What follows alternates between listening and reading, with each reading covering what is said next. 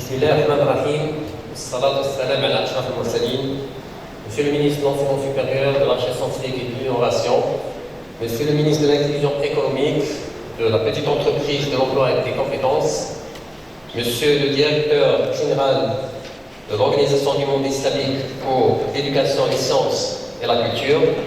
Monsieur le directeur général de l'Organisation arabe pour le développement agricole,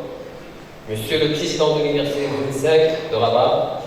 Messieurs les présidents d'université, Mesdames et Messieurs les chefs d'établissement, directeurs et doyens, Monsieur le président du Congrès international AI2ST, chers collègues, chers doctorants, honorables assistantes, chacun en son nom et en sa qualité. À l'entame de mon propos, j'ai l'insigne honneur de m'acquitter d'un agréable devoir, celui de remercier chaleureusement le directeur général du l'ICESCO, Dr Salim El-Malik, d'avoir répondu favorablement à nos sollicitations pour accueillir dans cette prestigieuse institution la cérémonie d'ouverture du Congrès international sur les systèmes intelligents avancés pour le développement durable, organisé pour cette 4e édition sous le haut patronage de Sa Majesté le Roi Mohammed VI, que Dieu l'assiste. En cette circonstance particulière, permettez-moi également d'exprimer, en mon nom et au nom de toutes les composantes de l'Ensam Rabat, mes chaleureux mots de reconnaissance et de gratitude envers professeur Mohamed Rachid, président de l'Université Mohammed V de Rabat, pour son soutien actif et pour son appui indéfectible pour réussir l'organisation de cette grande manifestation scientifique. Je saisis, mesdames et messieurs, l'occasion qui se présente à moi pour dire que nous sommes très honorés de la présence de hautes personnalités, en particulier celles de messieurs les ministres, qui ont bien voulu participer à la séance d'ouverture de ce congrès, et ce malgré leur agenda très chargé. Cela témoigne de l'importance de la thématique abordée et une prise de conscience collective de l'intérêt de ce congrès scientifique qui a très rapidement gagné en notoriété depuis sa première édition en 2018 et dont les résultats de recherche présentés par de jeunes docteurs et chercheurs et validés par des experts de renommée internationale en rapport avec les systèmes technologiques intelligents bénéficieront très certainement aux intervenants et aux acteurs socio-économiques et encourageront les étudiants et doctorants à innover dans des secteurs vitaux pour le Maroc. Les défis à relever pour notre pays sont immenses, en particulier dans les domaines abordés au niveau des 5 panels thématiques organisés en marge de ce congrès et qui portent sur l'industrie, l'énergie, l'environnement, l'agriculture, mais aussi l'éducation et la santé.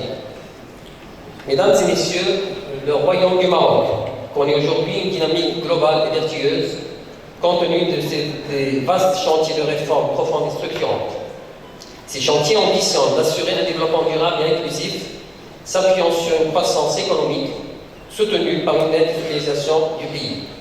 À cet égard, il y a lieu de préciser que le Conseil supérieur de l'éducation, de la formation et de la recherche scientifique considère dans le levier 14 de sa vision stratégique de la réforme 2015-2030 que le développement du pays et l'amélioration de sa compétitivité à l'international ne peut se concrétiser que par la promotion de la recherche scientifique et technologique et de l'innovation.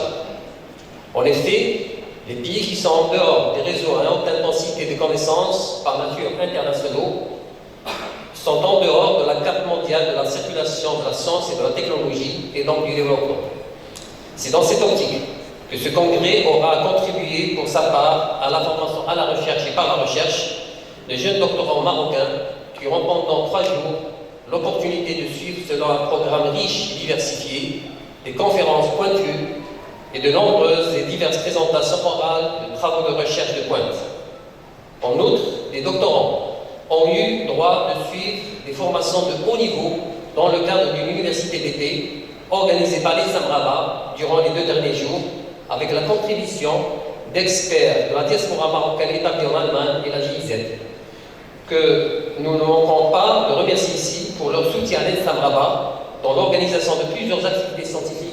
durant les 3 dernières années. Honorable assistance, dans un nouvel environnement aussi complexe que celui de l'industrie 4.0, l'agritech, la fintech, la healthtech, l'éducatech, caractérisée par des progrès rapides des technologies, de nouvelles compétences techniques seront requises, et ce dans de nombreux métiers. Sur le marché du travail, les compétences dans le domaine des systèmes intelligents sont déjà en forte tension. Les cadres techniques qui sortent de nos écoles et instituts doivent maîtriser des connaissances relatives aux systèmes technologiques intelligents afin d'être en mesure de proposer et implémenter des solutions efficaces, en particulier pour répondre aux 17 objectifs du développement durable à l'horizon 2030. L'ingénieur que nous devons préparer doit donc être capable d'innover et de collaborer avec les divers autres intervenants afin de mieux orienter les nouvelles technologies en faveur d'une meilleure utilisation des ressources disponibles. Par sa capacité d'influencer et de diriger, l'ingénieur a désormais la responsabilité de corriger les impacts négatifs du développement industriel qui affectent l'environnement et le bien-être collectif. L'application des principes du développement durable dans sa pratique met en lumière le rôle crucial de l'ingénieur dans l'émergence et la mise en œuvre de solutions durables nécessitant une démarche multidisciplinaire et concertée. Mesdames et messieurs, à travers notre position de directeur de l'INSAM Rabat, une école d'ingénieurs forte d'un grand appui de l'Université Mohamed V, première université moderne du Maroc et engagée dans la vision stratégique de notre ministère de tutelle, nous nous inscrivons pleinement, avec les moyens dont nous disposons, dans la mission de préparation des futures générations d'ingénieurs, en formant actuellement, aux côtés des 2 autres écoles d'ingénieurs de l'université, environ 20% des lauréats au niveau national. Par ailleurs, il y a lieu de préciser que les domaines de l'ingénierie industrielle et de l'informatique représentent 2 points forts de l'Université Mohamed V, avec une part de près de 35% des publications à l'échelle nationale et près de 200 brevets d'invention, dont plus de la moitié sont en ingénierie. Cette performance se confirme également dans tous les autres pôles de l'Université Mohamed V, qui trônent en première place à l'échelle nationale en matière de production scientifique, avec près de 24 000 publications indexées Scopus, soit environ 23% de la production au niveau national, dont près de 2400 en 2021 et 21 000 publications indexées Web of Science, soit 25% de la production nationale. Il convient de préciser par ailleurs qu'une transformation de l'offre de formation de l'INSAM Rabat a été opérée depuis 2019 à travers l'actualisation et la diversification de ces programmes de formation d'ingénieurs à caractère industriel, en s'orientant de manière plus accentuée vers des programmes et des contenus pédagogiques intégrant les technologies du numérique et s'alignant obstinément avec les différents axes de ce congrès. L'objectif de cette restructuration est de répondre aux besoins de l'entreprise en ingénieurs innovateurs autour des 3 domaines d'excellence que sont la maîtrise de l'énergie, l'ingénierie industrielle et les technologies du numérique. Le temps étant orienté pour être en adéquation avec les besoins en compétences de haut niveau pour les différents écosystèmes industriels au Maroc, en particulier ceux de l'industrie automobile aéronautique, ainsi que pour soutenir les objectifs des différents plans de développement sectoriel. Mesdames et messieurs, nous sommes convaincus que l'ingénierie des systèmes intelligents est au cœur des mutations technologiques qui s'opèrent. Et il est nécessaire de ce fait de lui consacrer une importance particulière dans nos formations et nos travaux de recherche afin de relever les défis du développement durable de notre pays. Il y a encore beaucoup à faire et c'est la raison pour laquelle nous prévoyons tout le succès pour ce congrès dans les prochaines éditions, pourvu, bien entendu, que la communauté marocaine des chercheurs prenne les devants et s'organise pour contribuer efficacement et durablement au développement des axes de recherche liés à cette discipline. Pour finir mon allocution, je voudrais particulièrement exprimer ma gratitude et mes chaleureux mots de bienvenue à tous les participants à ce congrès, tout en leur souhaitant plein succès à leurs travaux. J'espère que les échanges qui ont lieu durant les sessions de ce congrès, dont les prémices de son succès sont bel et bien évidentes, permettront d'enrichir le débat entre les chercheurs marocains et leurs homologues étrangers, afin de réussir des projets présentant un intérêt commun. Permettez-moi de saisir également cette occasion pour féliciter et remercier vivement les membres du comité d'organisation, en particulier professeur Rad Mouajier, professeur Mustafa Ziani et professeur Omar Hili,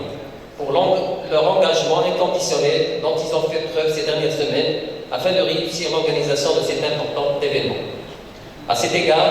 je souhaite remercier l'ensemble des partenaires et sponsors pour leur soutien financier, ainsi que la direction générale de l'ICESCO, qui a bien voulu mettre à notre disposition toutes les facilités d'organisation logistique et matérielle à même d'assurer le succès et d'atteindre les objectifs assignés à cet événement. C'est sur ces mots que je termine mon allocution. Je vous remercie pour votre aimable attention.